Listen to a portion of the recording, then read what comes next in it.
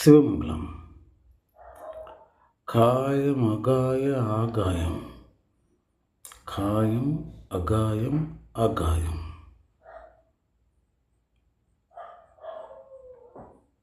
இந்த ஆகாசனாக வித்தை, ஆகாயமாக வித்தை.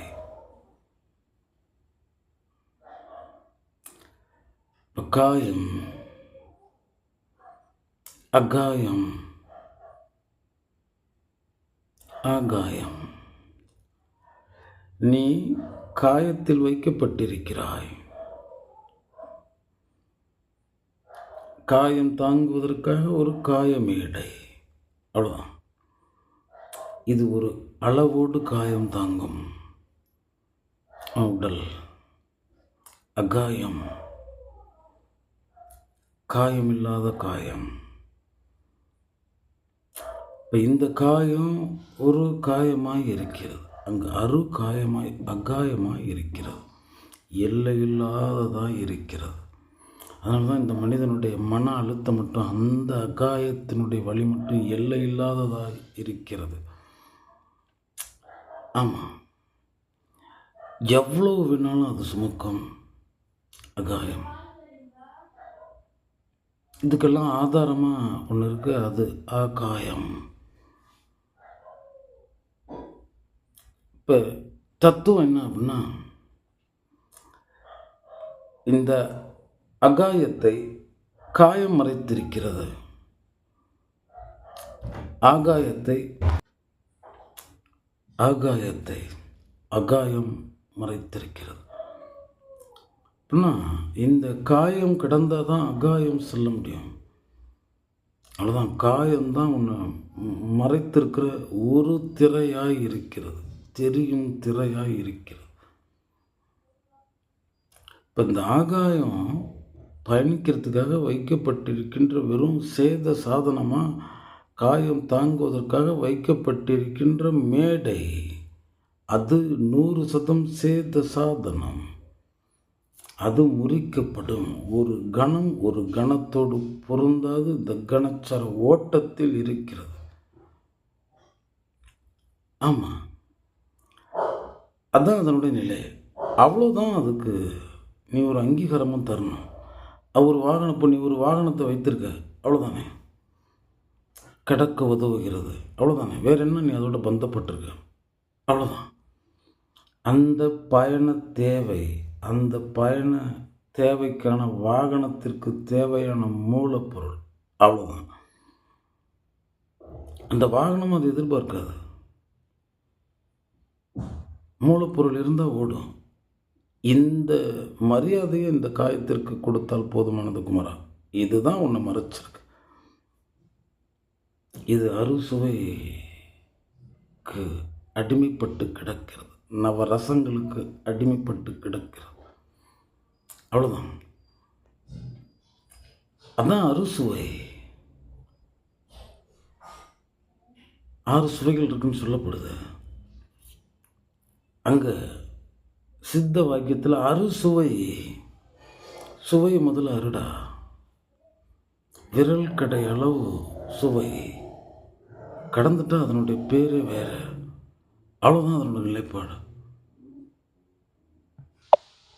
வேற ஒன்றும் அதுக்கு இல்லை, அவ்வளோதான். இந்த விரல் கடை அளவுக்கு தான் எவ்வளோ ஜாலங்கள் இந்த உணவில். அதெல்லாம் ஒன்றுமே கிடையாது. ஒரே தீச்சட்டியில் தீக்கரையாக்கப்படும், அவ்வளோதான். வேறு ஒன்றுமே கிடையாது. அப்போ இது வெறும் ஜாலத்திற்கான வாழ்வாக போயிடுச்சு பார். ஆமாம், இந்த மனதினுடைய அலங்காரங்கள், ஏதோ தேகம்தான் நான், அது இந்த சகம் தருகின்ற அங்கீகாரம் தான் என்னுடைய மூல குறிக்கோள். அதெல்லாம் ஒன்றும் கிடையாது. காற்று கதவடைத்தல் 4 நாளிகையில் நாற்றம் பிடித்த தேகம் இது, அவ்வளோதான். இந்த களம் கடக்க உதவின காலணி தான் உன் தேகம். மூல கருவறைக்குள் காலணி எடுத்து செல்லப்படுவதில்லை, ஆனால் மொத்த களத்தையும் கடக்க அதுதான் தேவைப்பட்டது. ஆனால் அங்கே மூலஸ்தானத்தில் அதற்கு அங்கீகாரம் இல்லை. வீட்டு வாசல் வரைக்கும் தான், வீட்டிற்குள் இல்லை. இது இந்த களத்தை கடக்க உதவுன காலனி மட்டும்தான்.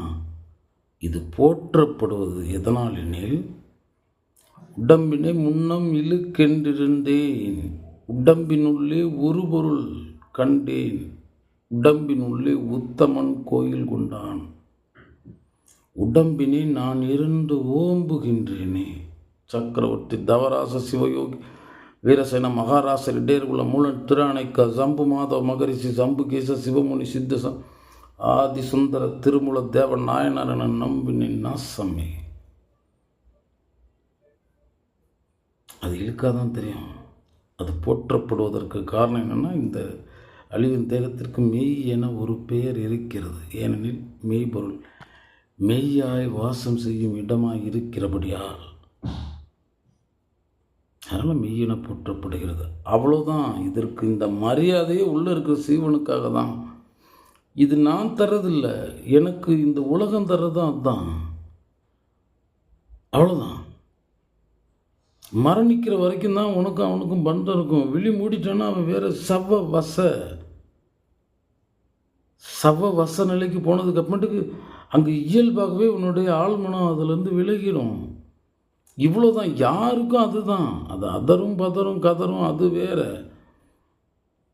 எல்லாம் போயிடும். அப்போ அந்த மெய்ப்பொருள் இருக்கிற வரைக்கும் அது மெய்யென சொல்லப்படுகிறது. ஆனால் மெய்ப்பொருளின் பெயரால் தான் இதற்கு மெய்யென பெயர் வந்ததை தவிர இந்த தேகத்திற்கென வந்தது இல்லை. அதனால் அது அளவோட பார். அவர் குட்டி நாயை கூட்டிகிட்டு போயிட்டுருக்கு, அவ்வளோதான். அதுக்கு தேவையானது செய், நியாயமான தேவைகளில் செய். அது நிறைய விஷயங்கள் அடிமைப்பட்டு கிடக்கும். அந்த திருப்பக்கிட்ட கூப்பிட்டு போகாது. நிறைய விஷயங்களுக்கு அடிமைப்பட்டு கிடக்கும். அது அப்படி லாபகமாக நமக்கு மனதுக்கு பின்புறத்தில் அமர்ந்து அது தன்னுடைய தேவைகளையெல்லாம் வெறும் ஆசைங்கிற மயக்கத்தில் வைத்து நிறைவேற்றிக்கிட்டே இருக்கும். அது இல்லை, இந்த தேகத்திற்காக நம்ம வரல, அவ்வளோதான். இது ஒரு வகுக்கப்பட்டிருக்கின்றது. எப்படி? அழியும் பால், அழியாத நெய், அழியும் தேகம், அதற்குள்ள அழியாத ஆகாயம் இருக்குது, அவ்வளோதான். அப்போ அந்த பால் அது கெட்டு போகிறதுக்குள்ள அடுத்தடுத்து நம்ம எடுத்து செல்ல வேண்டிய நிலை மாற்றங்களுக்கு எடுத்து சென்று அப்படி படிப்படியாக அழைத்து சென்று அதற்கப்புறமேட்டுக்கு வெண்ணெய் ஆக்கி அதை உருக்கி அதுக்கப்புறமேட்டுக்கு நெய் ஆக்கி வைக்கப்படும் பொழுது இது ஊழி கடந்த நெய் இருக்கிறது என்று. இதே மாதிரி ஊழி கடந்த ஆகாய ஆத்மாக்கள் ஞானாத்மாக்கள் இருக்கிறது. அப்போ அவ்வளோதான். அது உருவில் பாலாக உருவில் நெய்யாக சொல்லப்படுகிறது. அதே தான் ஒரு மாயப்பால், ஒரு சித்தம் பால். அதற்குள்ளார முறையா தேடல்ல இதெல்லாம் இல்லை, இதெல்லாம் பிரதானம் இல்லை. எல்லாமே மாயை ஏற்படுத்தின மாயை. இது ஒரு மேடை நாடகம். இது அவ்வளோதான். ஒரு கணம் ஒரு கணத்தோடு பொருந்தாது. பெரிய வாழ்க்கையாக தெரியும். ஒரு கணத்தில் வந்தாய், ஒரு கணத்தில் வீழ்வாய், ஒரு கணத்தில் வாழ்கிறாய். உன்னுடைய இலக்கு கணம் ஆக்கப்பட வேண்டும். இவ்வளோதான் உன் வாழ்க்கையின் லட்சியம், இலக்கு கணம். அதனால அதுக்கு பேர் இலக்கணம்னு வச்சான். உன் இலக்கே கணம்தான். இதை கற்றவன் தான் இலக்கணம் பயின்றவன். ஆமாம், சும்மா நம்ம பாட்டுக்கு கடந்த கால காயங்கள், எதிர்கால கனவுகள், இந்த படாடோப அலங்கார ஆடம்பர இந்த உலகம் தருகின்ற அங்கீகாரம் இதெல்லாம் இல்லை. இதெல்லாம் காயத்தை மையப்படுத்தி இந்த களத்தில் நடக்கும் சீர்கேடுகள் அப்படியே ஓரமாக வைங்க. அளவே வளமும் அளவே பொது நலமும் தீர்மானிக்கப்படுகிறது. அப்போ அளவு தான் வளம் தான் பொது நலம். செல்லும் அளவு செலுத்துறது, அதுக்கு மேலே திணிக்கிறதில்ல. ஆமாம், இதை வெட்டிட்டும் போக முடியாது, ஒட்டியும் போக முடியாது. அப்படியே மத்தியமமாக அப்படியே போக்கு காட்டிக்கிட்டு நம்ம அந்த மெய்ப்பொருளை அடைகின்ற வரைக்கும் அதுக்கு தேவையான ஒரு சில எளிமையான ஒரு விலை மதிப்பு இல்லாததுன்னு சொல்கிறாங்க, அதெல்லாம் இல்லாமல் எல்லாம் இந்த சக ஜீவனுக்கானது இதெல்லாம் செய்துட்டு நம்ம பயணிக்கிறது. அவ்வளோதான். இது தாண்டணும். இது தாண்டினா தான் அகாயம். அங்கே தான் சிவோகம். அகம் பிரம்மாஸ்மி தத்துவமசி. நீ அந்த பரபிரம்மமாக இருக்கிறாய். அந்த ஆகாயங்கிறது பிரதிபலிக்கிற கண்ணாடியாக இருக்குது. காட்டப்படும் காட்சி ஆகாயத்தில் காட்டப்படுகிறது. அவ்வளோதான். அது தாய்மையாக இருக்குது, மனோகாரகமாக இருக்குது. அதனால தான் நம்ம தந்தையை அணுக முடியறதில்ல. தாய் எளிமையானவளாய், நமக்கானவளாய், நமக்கு மட்டுமானவளாய் இருக்கிறாள். தான் மனோன் மணி விளக்கை, மனோன் மணி தாயை. அகங்கிறது உனக்குள்ள வைக்கப்பட்டிருக்கின்ற தாய். அதனால தான் அந்த மனோகாரகன் சந்திரன், மனம் சார்புடையவன், ஏற்ற இறக்கங்களை உடையவன், ஒரு நாளோடு பொருந்தாது, ஒரு கணத்தோடு பொருந்தாது. இப்படி கட்டமைக்கப்பட்டிருக்கிறது. அண்டத்தில் உள்ளது தான் பிண்டத்தில் உள்ளது, பிண்டத்தில் உள்ளது தான் அண்டத்தில் உள்ளது. நவக்கோள் அங்கன்னா இங்கே நவவாசல். இதுக்கெல்லாம் விளக்கம் கொடுத்துக்கிட்டு இருக்க முடியாது. இது ஒரு பெரிய பெரிய மெய் அறிவியல். இப்படி தான் இருக்கும். ஆமாம். இப்போ இதில் இறை தத்துவம் வேறு வந்துடுது. பல்வேறு வகையான வேத வியாக்கியானங்கள், வாத விவாதங்கள், தர்க்க குதர்க்கங்கள், அதெல்லாம் ஒன்றுமே இல்லை. அன்பின் உள்ளான் ஆனந்தமயமாய். இப்போ அன்புக்குள்ளார ஆனந்தமயம் ஒன்று இருக்குது. இந்த தன்மை தான் பால் தான். ஆனால் அது வெண்மின்ற முடியதில்லை. அவ்வளோதான். அது இங்கே அது தன்னுடைய அன்பு சத்தியத்தையும் ஆனந்தம் தர்மத்தையும் வைத்திருக்கு.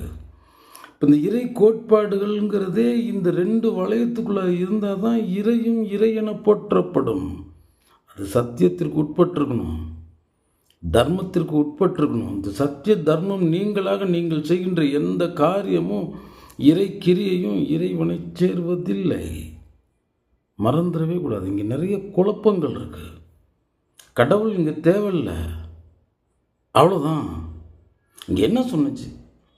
சத்தியம், சிவம், சுந்தரம். நீ ஏன் ரெண்டாவது போன? நீ சத்தியம்னு முன்னாடி ஒன்று இருக்கு, அதுதான் உன்னுடைய வாசலே. அங்கே போய் நெல்லு. நிறைய புரிதல்கள் இல்லை. புரிய வைக்கிற அளவுக்கு அங்கே சித்தாகாச வெளி, அங்கே சாம்பவி மண்டலம் சென்றவரும் இங்கே இல்லை. அதை சொல்பவர் இல்லாதனால அதை சார்ந்த சிந்தனையாளர்களும் இங்கே இல்லாமல் போயிட்டாங்க. சில புரிதல்கள் இருக்கு. அதாவது என் குருநாதன் சொன்னான், குமரா, இந்த சத்தியங்கிறது கடைபிடிக்கின்ற கடவுளாக இருக்கிறான். அவ்வளோதான், கடைபிடிக்கிறது. அங்கு ஒரு தொழப்படும் ஒரு காரணியாக உருவகப்படுத்தப்பட்டிருக்கிறது ஒன்றாக இருக்கு. அது தொழும் நிலையில் இருக்கிறது.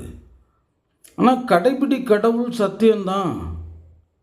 இந்த சத்தியத்தை புறந்தள்ளிட்டு நீ அங்கே போன அப்படின்னா உனக்கு இரட்டை தண்டனை அளிக்கப்படும்.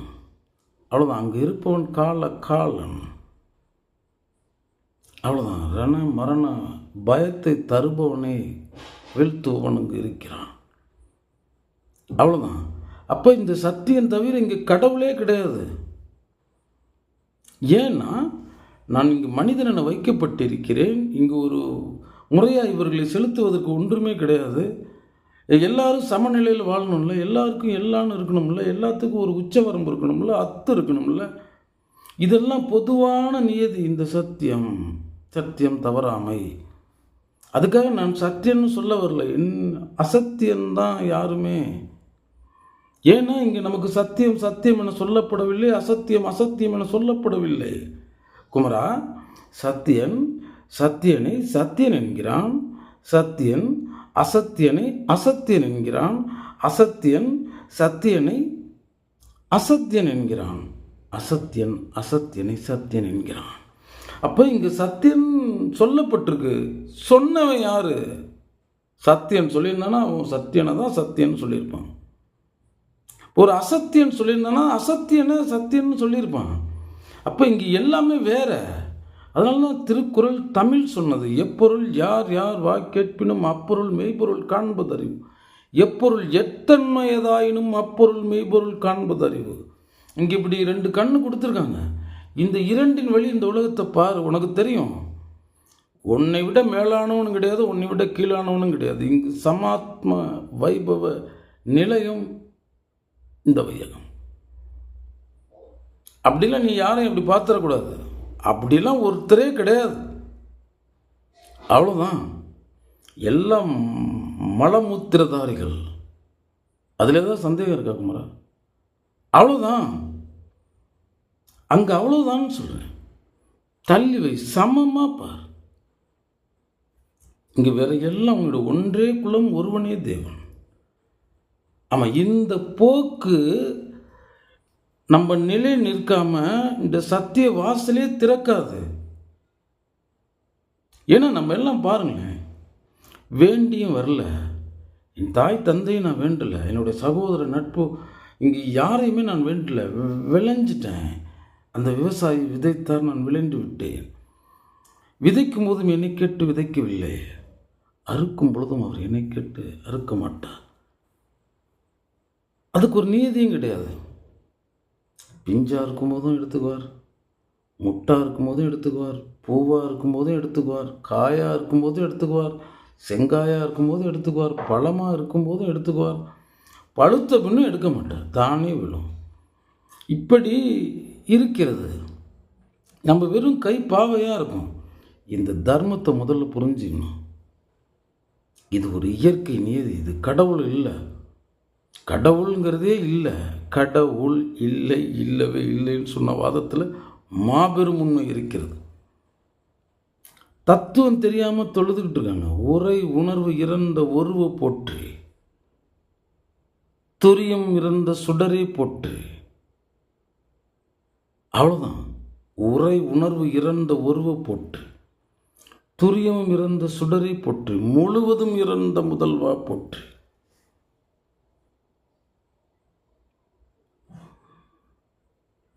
தொல்லை இரும்பிரவி சூழும் தலை நீக்கி அல்லல் அறுத்து ஆனந்தமாக்கியது எல்லை மறுவா நெறியளிக்கும் வாதபுரியம் போல் திருவாசகம் இரும் தேன் சொல்லது, தேன் சொன்னது. அழகிய திருச்சிற்றம்பலமுடையான் அப்படின்னு அந்த ஆடல் அழகன் கைச்சாத்திட்டது. அதுதான் நிஜம். போய் உருவத்தை தேடிக்கிட்டு இருக்கானுங்க. அதெல்லாம் இல்லை. ஆழ்ந்த அகண்ட நுண்ணியம். கடத்தியை தான் பார்க்க முடியும், மின்சாரத்தை பார்க்க முடியாது, தேனை தான் பார்க்க முடியும், சுவையை பார்க்க முடியாது, மல்லிகையை தான் காண முடியும், நறுமணத்தை காண முடியாது, என் உடலை தான் காண முடியும், உணர்வை, உள்ளத்தை, உயிரை, உயிர்ப்பை, நான் சொல்லும் சொல்லை காண முடியாது. இவைகளை செய்தவன் அவன். இது எந்த விதத்திலும் நான் சொன்னதற்கும் அவனுக்கும் சம்பந்தம் கிடையாதுங்கிறத மறந்துடாது. இந்த எச்சில் நான் சொல்லுவதற்கு இன்னும் தகுதி படைக்கவில்லை. என்னிலே இருந்து அறிகின்றது. அப்படி ஒரு உருவகப்படுத்தி பேசுகிறோம். அதுக்காக நம்ம அதை சொல்லிட்டோம்னு நினச்சோம்னா நம்மளோட மூடன் எவனுமே இல்லை குமரா. சொல்லுனா சுகசிவம், உணர உணாத உணர்வவன், நோக்கம்னா நோக்கவன். அவ்வளோதான். அவன் நுண்ணியமாக போயிட்டான் தத்துவத்துக்குள்ளார. அணுன்னு சொல்கிறான், அது 1000 கூறாக்கி அங்கே கோன்னு சொல்கிறான். அதை விடடாங்கிறான், சல்லுருங்கிறான், சில்லுருங்கிறான். என்ன சொல்ல வர்றான்? இந்த கண் காணுவதற்கு இல்லை. அவ்வளோதான். இப்படி ஒரு தன்மையினை போயிட்டு நம்ம பாட்டுக்கு இங்கே பேசிக்கிட்டு அங்கே பேசிக்கிட்டு அப்படி பேசிக்கிட்டு அவனோட தன்மையை சொல்லியாச்சு. அன்பு ஆனந்த மயம், அங்கு சத்திய தர்ம மயம். அவ்வளோதான். அதனால்தான் அன்பு தாயை வைத்தான், தர்மத்தை ஆனந்தம் வைத்தான். முடிஞ்சிருச்சு. இங்கெல்லாம் கட்டுப்பாடு தர்மத்தினோட கையில் இருக்குது. இதற்காக கடைப்பிடிக்கிறதுக்காக இந்த உலகம் உருவகப்படுத்தி அந்தந்த தேசத்தில் ஒரு பேர் ஒரு வழிமுறைகள்னு வைத்து அங்கு தொழாதவனை காட்டிலும் தொழுபவன் உயர்ந்தவன் அப்படின்ற அந்த நிலைப்பாட்டில் வைத்தது. நீ உருவத்தில் வந்ததுங்கிறதுக்காக உருவகப்படுத்தப்பட்டது. அதனால தான் எந்த வாதத்தினாலும் அவன் இந்த களத்திற்கு அழைத்து வரப்படுவதில்லை. குமரா, ஒருவரை அழைத்து வரச்சு என் மண்ணை தான் நான் காட்ட முடியும். மண்ணை தாங்குவரை நான் எப்படி காட்டுவேன்? ஒரு ஒரு தூசு கூட ஆதாரம் இல்லாமல் நிற்கிறதில்ல இந்த மண்ணில். ஒரு கடுகு கூட அந்தரத்தில் நிற்கிறதில்ல. அண்ட பேரண்டம், அகிலாண்ட கோடி பிரம்மாண்ட அண்டம் நின்று கொண்டிருக்கிறது. கோடி கோடி கோள்களுக்கு மத்தியில் ஒரு சீர்பெரும் பேரியக்க நியமாய தத்துவம், அது ஒரு ஜட தத்துவம் தான் இயற்கைன்னு பேர் வைத்தான். எல்லாம் முடிஞ்சிருச்சு. இந்த ஒட்டுமொத்த உலகத்தினுடைய வரலாறும் எழுதி முடித்து மூடி வைக்கப்பட்டு விட்ட மாய புதினங்கள் என காணுங்கள். அவன் அன்று ஒரு அணுவும் அசையாது. சர்வமும் சிவமயம், எல்லாம் அவன் வசம். இதில் எந்த நிலைப்பாடும் கிடையாது. இது உருட்டி விட்டாச்சு இந்த கல்லை. யாரும் இடையில இடைமறிக்க முடியாது. இந்த இதை மாற்றலாம், அதை மாற்றலாம், இந்த பரிகாரம் பண்ணி தப்பிச்சுக்கலாம், அந்த பரிகாரம் பண்ணி தப்பிச்சுக்கலாம், அதெல்லாம் கிடையாது.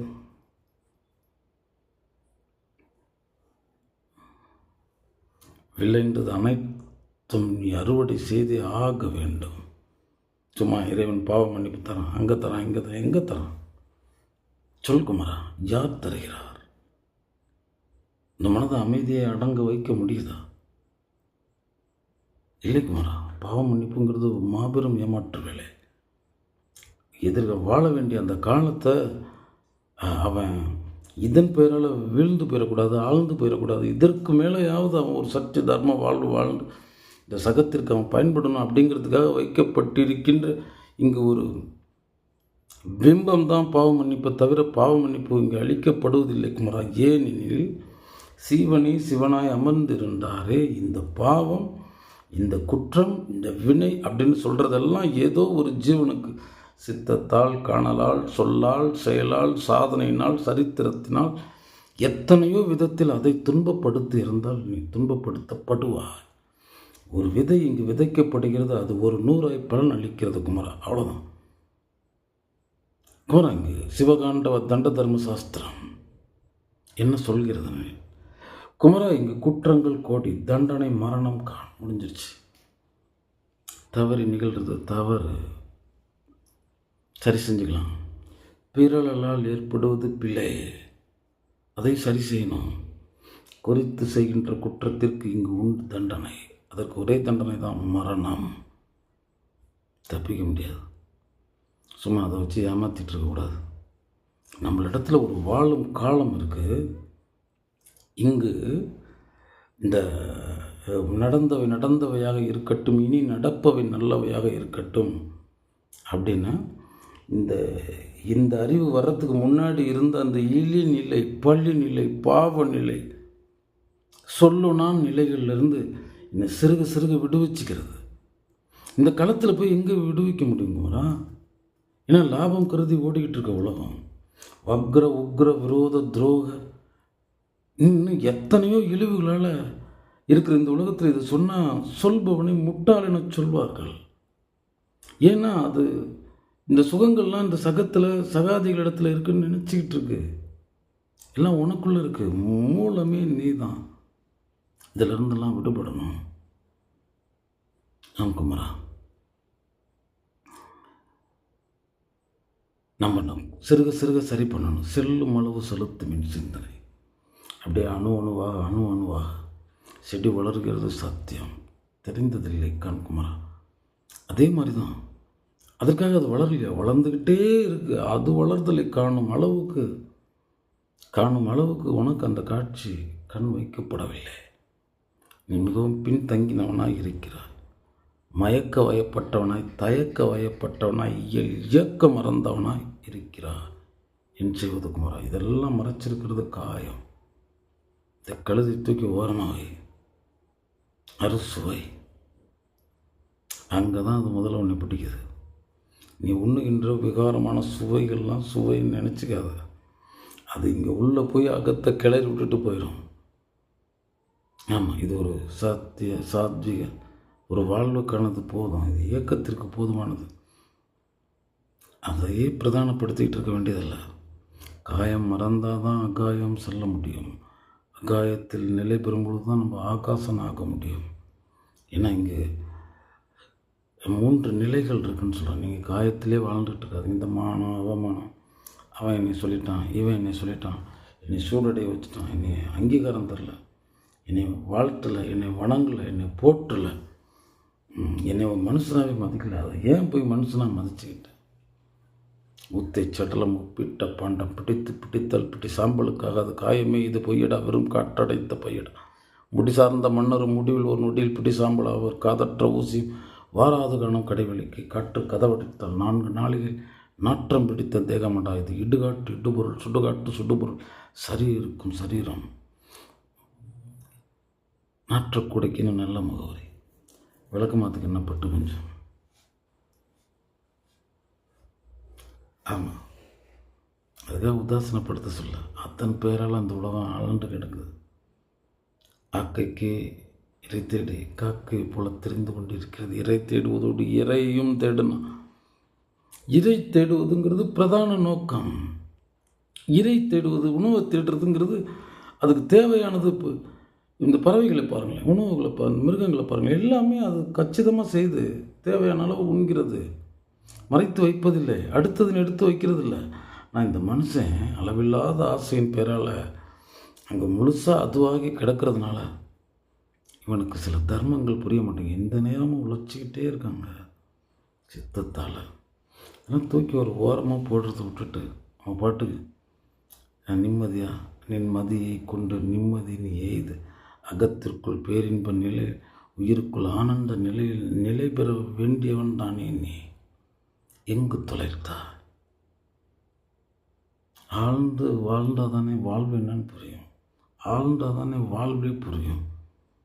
உள் வாழ்னா வாழ்வுன்னு பேர் வச்சான். உள்ள வா நீ முதல். கடவுளுங்கிற மாதிரி உள் வா. பாட்டுக்குன்னா இங்கேயே இந்த குப்பை மேட்டுகள்லேயும் இந்த அலங்கார குப்பைகள்லையும் இந்த காகித குப்பைகள்லையும் இந்த சகத்து அங்கீகார பித்தளையுமா ஆழ்ந்து கிடக்க போகிறீங்க. அது ஒரு உறக்கத்தை தருமா, ஒரு நிம்மதியை தரும். புறம் தள்ள சொல்லவில்லை. அவன் காலுக்கு கீழே கிடக்கிற செருப்பு, அது சிரத்துக்கு மேலே இருக்கிற கிரீடனில் அங்கே அன்பு இருக்கட்டும், ஆனந்தம் இருக்கட்டும், சத்தியம் இருக்கட்டும், தர்மம் இருக்கட்டும், பொது நல்லறம் இருக்கட்டும், அற்றது உற்றது அறுத்த நட்ட நடுநீர் நோக்கில நோக்கது இருக்கட்டும்.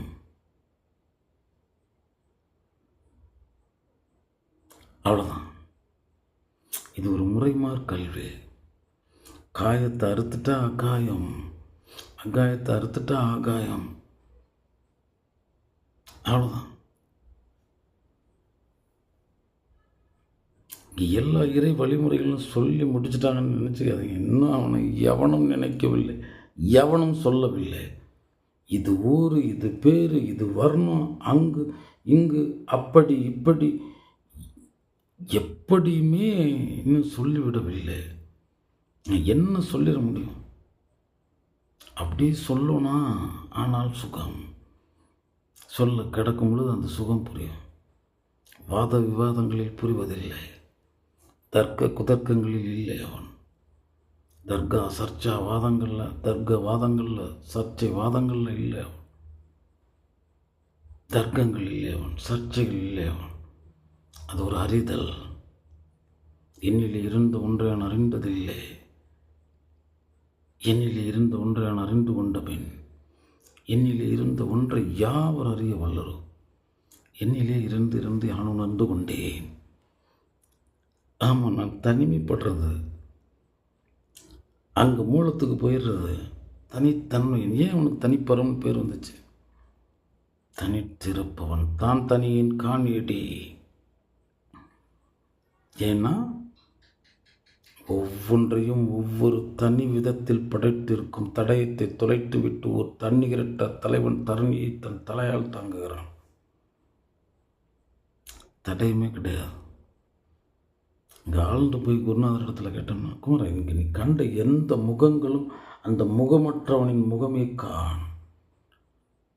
அவ்வளோதான். ஒன்றை ஒன்றோடு செய்வதில்லை. ஏனெனில் அவன் ஒன்றாக இருக்கிறான். அவனிடத்தில் ரெண்டு கிடையாது. அதனால தான் ஒரு முகம், ஒரு சொல், ஒரு மனம், ஒரு கை ரேகை வரைக்கும் இங்கே ஒரு தனித்தன்மை வைத்திருக்கான். அவன் பெரிய ஜாலன், பெரிய மந்திரவாதியம்.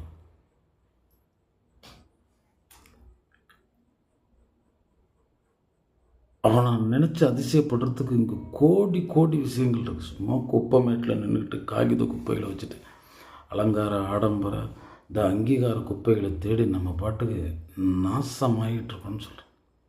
நேசம் மறந்து நாசமாகி போனவர்கள் இந்த மனிதர்கள் பலர். அதெல்லாம் எடுத்து ஓரமாக வைங்க. இந்த கணத்தில் நீ இனிமையாக இருக்கியா?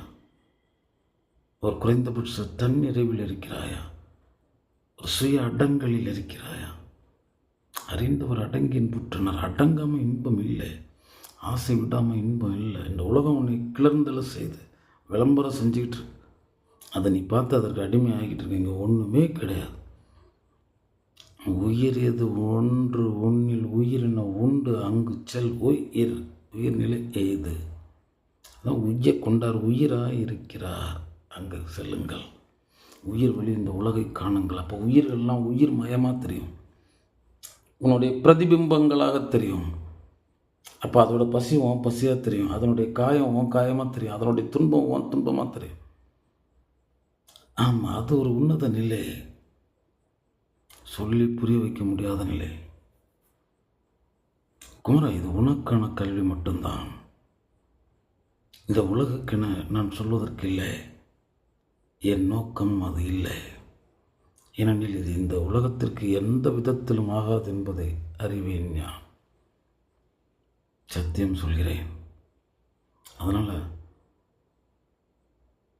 அடங்க கற்றுக்கொள், காயம் கடக்க கற்றுக்கொள், அதற்கு மட்டும் ஆகாயத்தில் நிலை பெற கற்றுக்கொள், அதற்கு மட்டும் ஆகாயம் மறக்க கற்றுக்கொள். அப்புறம் ஆகாயமாக தாவித்தை வேதங்களாட மிக ஆகமமாட கீதங்களாட கிளரண்ட மேலாட பூதங்களாட புவனம் முழுதாட நாதம் கொண்ட ஆடினான் ஞானானந்த குட்டி எரிசடை அரசின் விரிசடை பரப்பி வான்யனக்கான். அப்படி விரிந்து கிடக்கிறான் ஆகாசம். என்ன இங்கே நீ அப்படின்னு நீ ஒன்று பார்த்தது எல்லாமே என்னுடைய எரிசடை அரசின் விரிசடை பரப்பி கான் குமரா.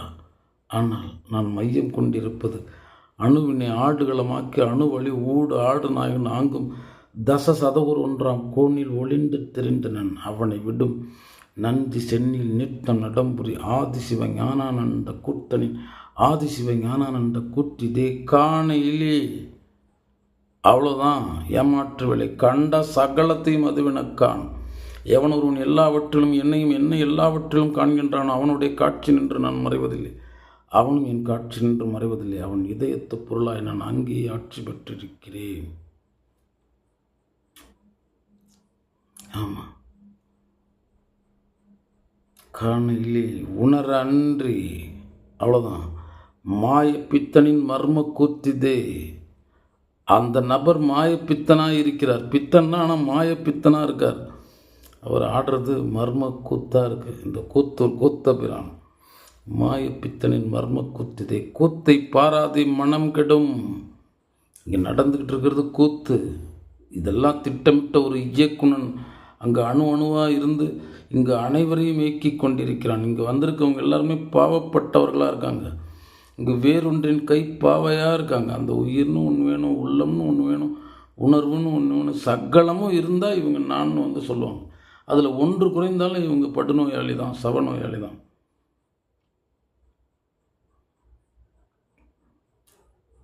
குத்தை பாராதே கூத்தனைப்பார். வசி சிவசித்தம். சிவமங்கலம்.